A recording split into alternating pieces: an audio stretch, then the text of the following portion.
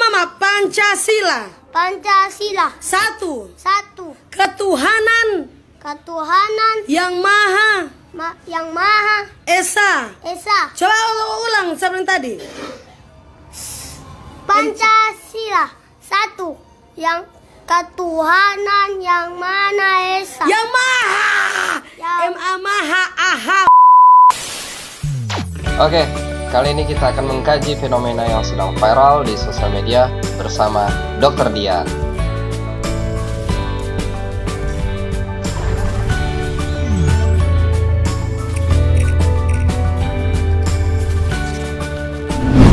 Oke, selamat malam. Kita ketemu lagi di channel Akmal yang Sadap Official.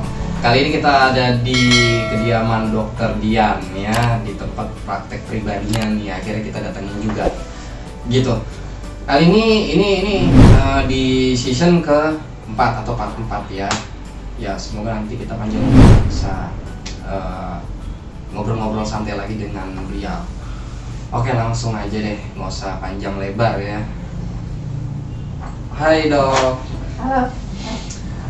Dokter Dian,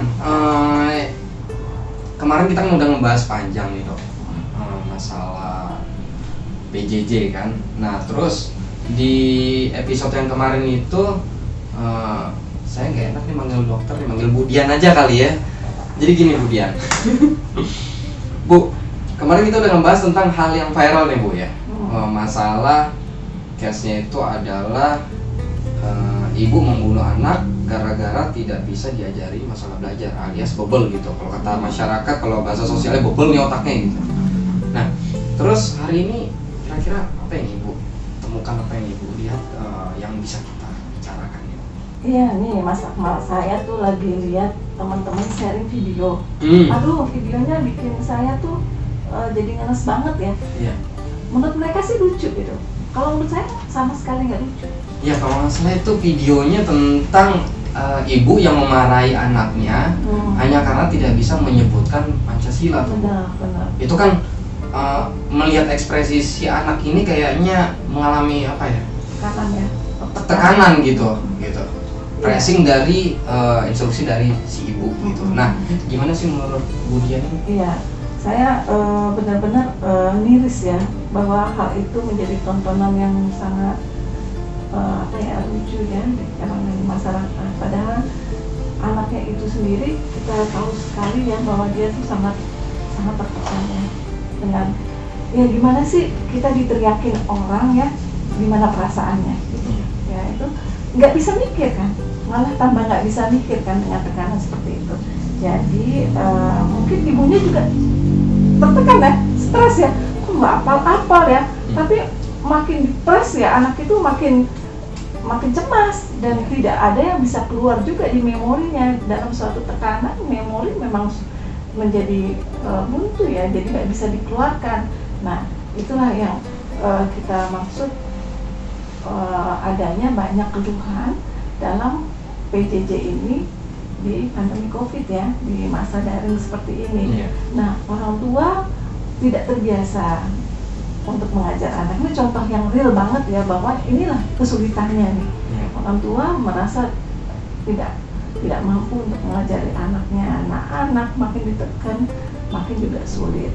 Nah, kalau saya lihat juga anaknya juga fokusnya juga berpindah-pindah tuh. Jadi nggak fokus ya, gitu. Kalau kita lihat tatapan si anak itu ya. Kesana kesini. Nah, itu deh. Maksud saya gini, gangguan belajar itu kan pada saat PJJ tidak terjadi begitu saja ya. Ada yang memang gini, kalau gangguan belajar itu terjadi pada saat PJJ, maka mungkin diakibatkan oleh kecemasan karena pandemi atau depresi karena pandemi, ya itu mungkin. Tapi kalau gangguan belajar itu memang sudah terjadi sebelum PJJ, maka kita harus waspada ini, ada apa nih si anak ini, ada masalah apa dari si anak ini gitu. Mungkinkah anak ini punya masalah sebelumnya, seperti misalnya anak ini ya, misalnya anak ini kalau saya lihat, saya tidak tahu ini, harus melalui pemeriksaan yang lebih dalam lagi ya. Mungkinkah ada ketidakfokusan yang kita sebut GPPH, gangguan pemusatan perhatian dan hiperaktivitas. Nah, sehingga anak ini tidak mampu untuk menyebutkan atau tidak mampu untuk fokus dalam mempelajari sesuatu. Nah, ini harus segera diterapi nih. Gitu. Anak-anak seperti ini bukan berarti anak-anak yang bodoh ya, kita sebut bodoh, yang enggak. Justru kalau diterapi kita bisa melihat betapa berpotensinya anak-anak GPPH ini, gitu, anak-anak dengan inatensi ini, gitu. Jadi memang kesehatan mental anak itu lebih penting ya Bu ya, daripada memaksakan anak hanya untuk menyebutkan gitu. Sedangkan kapasitas si anak itu masih punya mereka terbatas gitu untuk mengetahui pengetahuan yang ada yang bisa dipahami oleh orang dewasa seperti itu ya Bu ya. Benar. Itu sebenarnya itu adalah salah satu contoh dari banyaknya kasus yang ada gitu. Nah, kebetulan itu viral jadi kita bahas gitu sama yang paham gitu. Oke, terus ini kan di era PJJ nih Bu. Nah, kira-kira kalau ada lagi yang hampir mirip kasusnya dengan seperti itu, misalkan penekanan terhadap anak. Nah, ini solusinya gimana sih Bu untuk para orang tua nih Bu? Gini, yang pertama orang tua itu harus paham dulu ya. Saya tuh merasa orang tua itu adalah, kembali lagi, orang tua itu adalah guru yang terbaik untuk anak ya. Sebenarnya guru kehidupan pertama itu kan orang tua ya. Lalu setelah masuk usia sekolah, guru ya yang membimbing. Tapi saya rasa orang tua itu punya feeling ya, oh anak saya ini kekurangannya ini gitu ya misalnya ya. Nah, sebenarnya kalau kita sudah melihat kekurangan dari si anak, berarti kan kita ingin bagaimana supaya kekurangannya itu diminimalkan dan kita kembangkan kelebihannya kan gitu ya.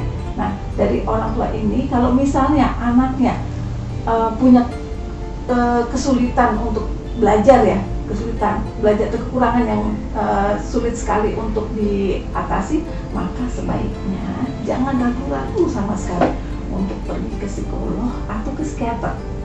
Jangan ragu. Jangan menganggap kalau psikiater itu kan untuk orang yang sakit jiwa gitu ya, untuk ini kan untuk orang-orang yang gila gitu ya. Enggak, itu enggak sama sekali. Ke psikiater atau ke psikolog tidak untuk itu. Ke psikiater, untuk ke psikolog dan ke psikolog itu adalah untuk meningkatkan potensi anak, kelebihan anak, sehingga mereka bisa mengeksplorasi dan membuat itu menjadi langkah mereka untuk menjadi sukses ke depan. Itu yang terpenting dari kita. Kalaupun ada masalah atau kondisi kesehatan mental yang terganggu, bisa secara dini diintervensi sehingga tidak menimbulkan gangguan di usia dewasa. Selesai di situ. Tapi kalau misalnya hal-hal seperti itu dibiarkan dan diabaikan, maka setelah dewasa yang kita temukan ada gangguan yang lebih berat. Dan cara mengatasinya pun menjadi lebih sulit gitu. Dan nggak tahu nih prognosisnya lebih baik atau tidak. Kalau secara dini itu berdasarkan riset, secara dini diketahui itu benar-benar bisa kita kasih tindakan preventif pencegahan. Apalagi di usia 0 sampai dengan 5 tahun. Itu luar biasa banget kalau kita bisa mengintervensi di usia itu. Kita bisa mencegah terjadinya gangguan jiwa atau optimalisasi potensi yang mereka miliki. Jadi seperti itu ya, khusus bagi orang tua sebelum mengambil langkah yang salah gitu. Nah, kayaknya ini udah larut malam ya. Mungkin nanti kita teruskan di part berikutnya ya. Oke, dari saya itu aja. Jangan lupa subscribe and like di channel Akmal Liansat Official. Bye bye.